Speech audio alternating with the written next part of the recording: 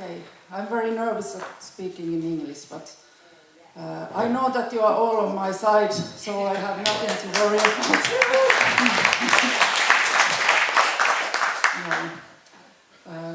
Okay, so I used to work in the Peace Education Institute and learned a lot, but now I'm freelancing and writing books and stuff, so here is the cover of my first book about peace education. First, I wanted to have here like a silent minute to think, but since we are on the schedule, I just give you a task that when we have the next break or lunch or something, that tell somebody here a memory of your childhood or young 80s when you became aware that everything is not right in the world, that there might be a need for peace work.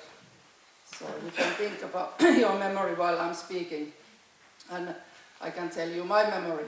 I was born in the early 70s, so I'm a child of a Cold War, and I'm from a family where politics were talked a lot.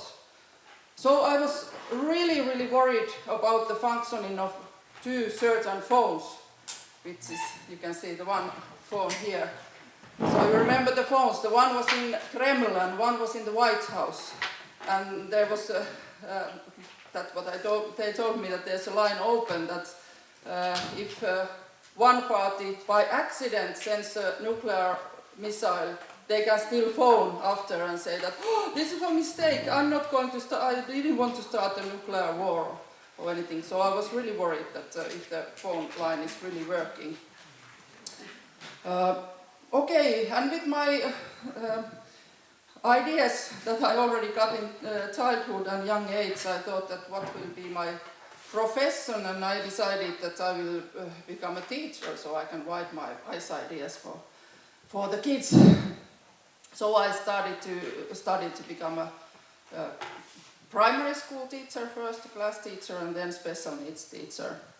And when I got to the classroom, I realized that the most urgent need for peace education is when you are trying to get along with the person sitting next to you in the classroom. I don't know when you have been last time in a first grade classroom, but I can tell you that it can resemble a war zone, kind of. So this was the only thing I was talking about war. I'm not going to say anything about Ukraine or NATO or anything. This is something else.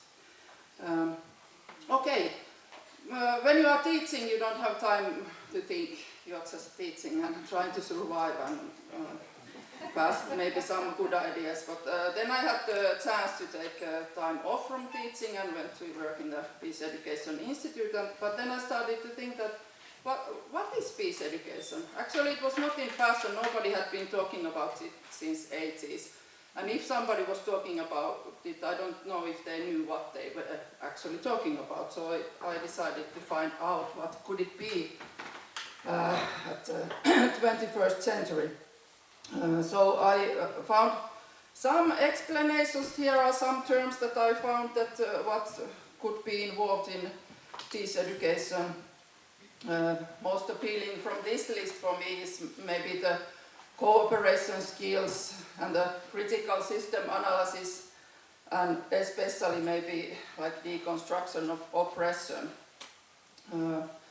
But then I decided that I will write a book in Finnish about peace education, and my book was titled "To Live Like a Human." I thought that that's the main idea that what is needed. So this is kind of like individual perspective and not about states and so. But I started by writing about the values and how you can examine that if you are living according to your own values. And I want to stress that I don't believe that it's so important what are the individual choices in life, that it doesn't matter. But people who are living according to their values, the researchers even say that they are happier. Okay, and then I was studying about empathy. But also I found some critical points of view. I come back to that later. And then the one important thing is how to have a good constructive dialogue. And that most important thing is how to listen, how to really listen to others. And then I'm a big fan of restorative justice, so there's things about reconciliation.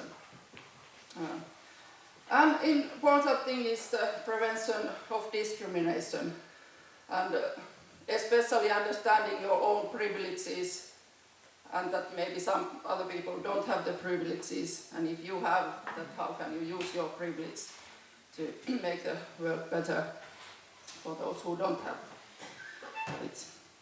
Okay, and then the sad thing about today's world is the polarization that is deepening and deepening, and so it's good to understand that how the neighbors become enemies, also in a small scale, actually in your neighborhood, and not just with Ukraine, because I think the processes are about the same. And then I end my things with love, and maybe talk first about the eco-crisis and the idea that we are living this small planet, which is like a kind of a spaceship, and if we are sending bombs to the other end to this spaceship, it goes to our own ankle, as we say in Finnish. But because I don't have a lot of time, no yellow flag yet, I say a few words about values and then about empathy, and then give some teacher-like advice. So, values.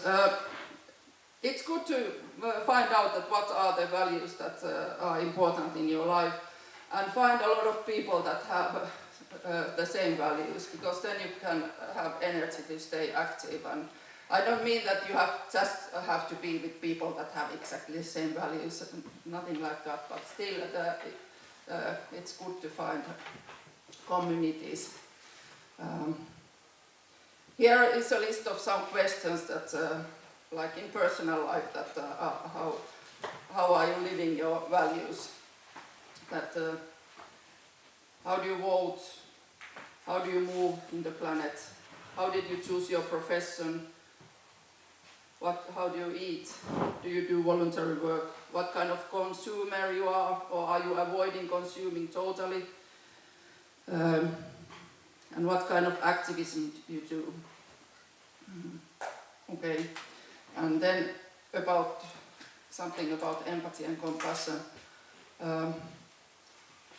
People say these days a lot that people lack empathy skills. That sometimes somebody says that their children, they are not empathetic anymore, or that politics, they are not empathetic enough. But I don't think that's so much needed. You can do the right thing without feeling all the sufferings of everybody else. You can just base your action on human rights and on social justice and what is right. You don't have to be in the emotions.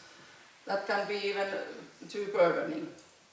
And also, another criticism against empathy is that it was very eye-opening experience for me to read a book called Against Empathy, which is written by Paul Bloom, who is a psychology professor at Yale University.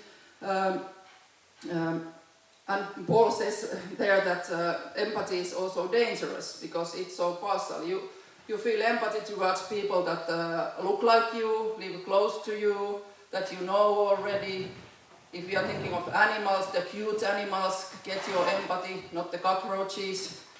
So the important thing is to try to all the time widen your circle of empathy, to reflect it, try to make it bigger, try to feel or do the right thing to the whole planet, to the people on the opposite side of the planet and on the neighboring countries, and not just the ones that remind you, like you. We all know, no, I'm not going to say anything about the Ukraine war, but you know what happened when the refugees came from Ukraine, and we were very eager to help, and you can think that what's the connection here.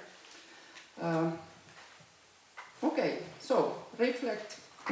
And here then the teacher like advice. I have maybe stolen some of these advices from another professor, Sonia Nieto, but I can't remember anymore which ones. So these are instructions of me and Sonia how to behave like a human.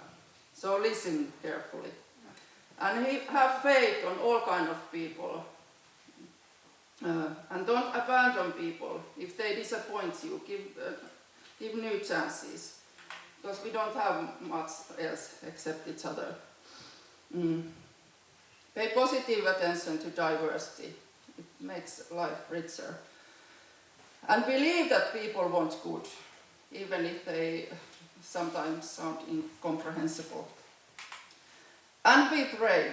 Challenge rules and even laws if needed. Don't be so good girl like I was taught to be. And then think if you could be more flexible. Is it so important to be in the right all the time? This is especially for the older men here. Sorry, I'm feminist, obviously. Okay, and be open to new ideas. And the last, recognize the dignity of everybody. Don't make people feel embarrassed or humiliated. Because hate increases hate and love increases love. So this was it.